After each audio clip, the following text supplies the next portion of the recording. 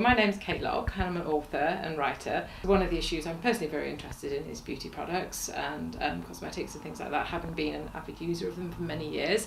And also once you just start to even sort of probe the surface of all of this and start looking at chemicals and things, I mean, it's fascinating and horrifying at the same time.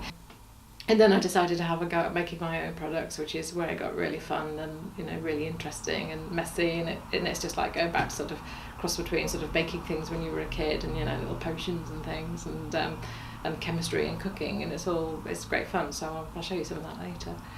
To make 6 small tins of moisturiser, Kate began by carefully weighing out 20 grams of beeswax.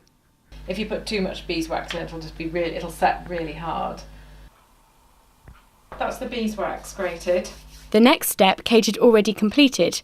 This was to infuse these calendula flowers in almond oil. That stage has already been done, so this is basically oil that's been made from sweet almond oil, and the calendula flowers have been thoroughly sort of macerated and soaked in here for 3 weeks. Next up, 1 tablespoon of avocado oil. Then Kate transfers the oils and the grated beeswax into a glass dish.